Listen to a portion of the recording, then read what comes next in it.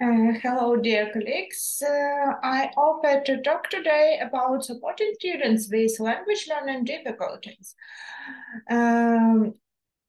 We have been talking much about inclusive studying, teaching, about supporting different kinds of students, about diversity, but sometimes it's really challenging to deal with such kinds of students without having specific preparation or training. So let's try to discuss and see what can we do during our classes to support such students. And I would like to emphasize your attention that today the amount of students having different disabilities, different difficulties, different specific needs is increasing.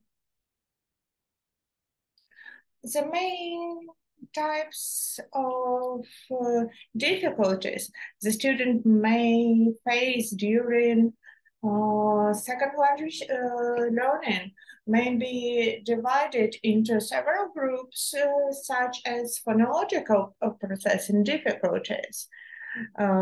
It's the difficulties processing the sounds of the language, producing, retaining, retrieving, and as a result, reading and spelling the sounds of the language.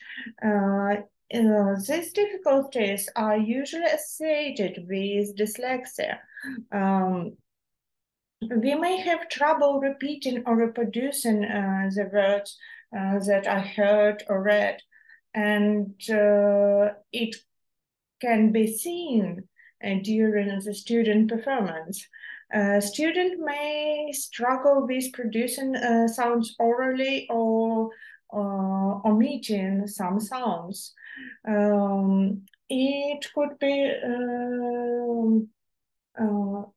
taken a lot of time to unusual long time to retrieve words or sounds, to repeat them, even if they were learned. Sometimes these difficulties contain problems with multi-syllable words pronouncing and a result difficulties with spellings. And the students may have a lot of problems during second language acquisition. And in this case, teachers should emphasize the explicit teaching system. The second group is auditory processing difficulties. It's about making sense of information that is presented orally. Again, it may be connected to dyslexia, and still it may be a result of attentional difficulties. Again, dyslexia and deficit of attention are the most common problems in students have nowadays. And again, the number of the student is constantly increasing. Still, the student may show difficulties following some directions, understanding and retraining language presented orally. The general recommendation for these difficulties is that the teacher should work as if a student were deaf. Executive functioning difficulties, difficulties with planning, prioritizing, following thought, meeting deadlines, staying focused. Usually it's associated with attention deficit and hyperactivity disorder. It could be noticed if the student has trouble with work completion, may have difficulties with attendance, following direct or indirect instructions, keeping material organized. But the main problem here is that we as teachers usually are usually used to tell a student what is the problem, what is happening, and it's not so easy not to moralize, because it usually works with majority of students to tell it's not right to do it another way. But for these students, it's like a demotivational, discouraging factor, and it can't work well for them. And in the same category may be motivational problems, because they are closely connected to the disorders associated with this type of difficulties, and having some motivation, like not really objective, not something we may touch with our hands, is quite complicated.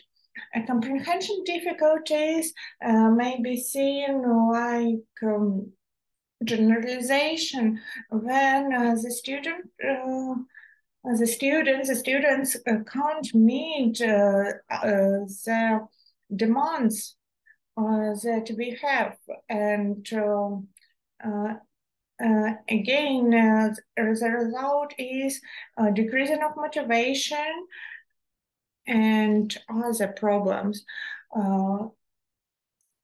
Multimodal activity seems to be one of the best way to deal with all of these groups of problems, because it is taken as combination of visual, kinesthetics, tactile, or auditory channels for working with information. Still, these activities are productive even for students that don't have some special needs,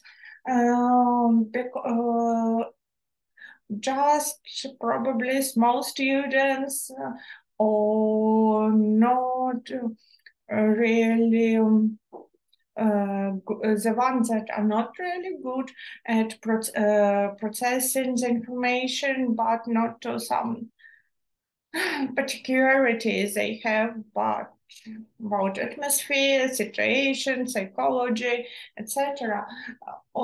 These talks seem to be very productive for all groups of students, and uses of them at times may increase motivation, interest, and in general they are great.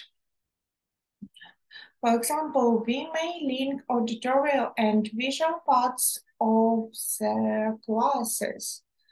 For example, clear visuals and realia to illustrate spoken language,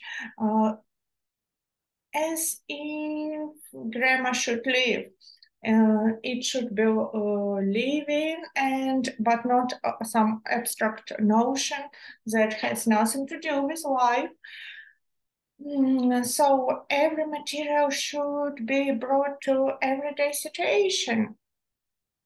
Videos with captures in target language. Today, videos are really popular, and it's not something new that we use them during our classes, but the subtitles here are really important because they connect some types of learning, studying activities with leisure time activities. The same combination of dialogues and scripts, where it makes easier, and sometimes this easiness is not so necessary for ordinary students, but facing the same problem again and again doesn't work well for students with some kind of disabilities or special needs. Especially interested in the next point, software that combines visual, written words, and sounds. For example, all of us know Duolingo. Of course, the greatest application that doesn't really work well, not for students, neither for teachers. But this combination may be seen really clear there. It's a joyful program that is comprehended like a game, and for some kind of people may be really productive, even if it doesn't work well for everybody. Songs and transcriptions, and especially songs, music, especially if we are dealing with students that have some difficulties during the sound system, some phonological difficulties. Music is really helpful in second language acquisition, and again, it's not new, but paying attention and understanding the way it influences the student is rather productive and fruitful. Especially, it's especially true if we're speaking about some modern songs students know, students like, and students enjoy, because again, doing something interesting increases the performance of brain, like at neurological level, and the general emotional state that influences the ability to remember the information. Another way of combination is linking auditorial, visual, and kinesthetics. There are many researchers showing how kinesthetics influences second language acquisition. It's always a good way to remember the words, clapping the hands, jumping, performing any kind of physical activity. Even for some particular situation, particular words, students are struggling with. So the first point is bingo and words in print, right, or the writing in the words. This way to connect, it is a way to connect something we hear, we see, we do, we proceed. Very popular game, Simon Says. Again, gamification is very productive for students often struggling with some particular situations. As for me, I had many interesting situations with a student with dyslexia. When seeing a book, she couldn't do anything, like no grammar, no vocabulary, nothing. But as soon as we started playing some simple game, her performance was really high. And this situation, gamification allows to avoid this situation. Students feel stressed in. Like common sitting at the table, listening to the teacher, some movements, some extra unexpected moments, some fun, and increase both motivation, relax, and influence the performance. We have already spoken about movements and their influence.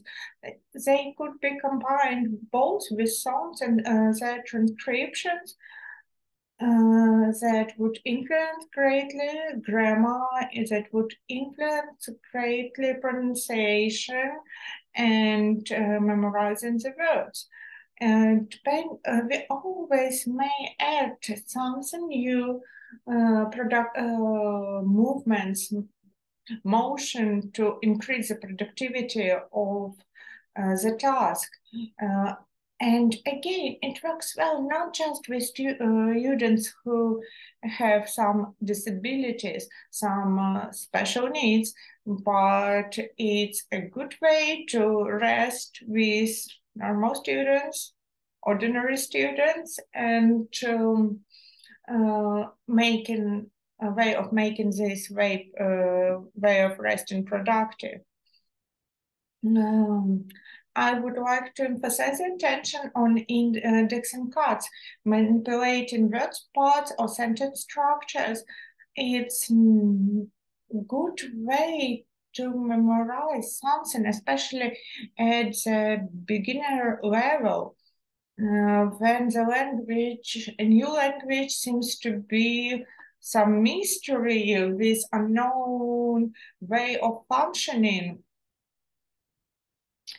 For example, writing words on the separate pieces of paper, mixing them up, and then trying to make some structure, something comprehensible. It's rather a productive way, and it allows to increase productivity. It's a way to overcome some difficulties that are not predictable. Still, I would like to thank you for your attention. Every time we are speaking about diversity, the necessity of diversity, and inclusivity, we should think what we may do in that particular situation. And I hope it would be a productive way of overcoming the problem.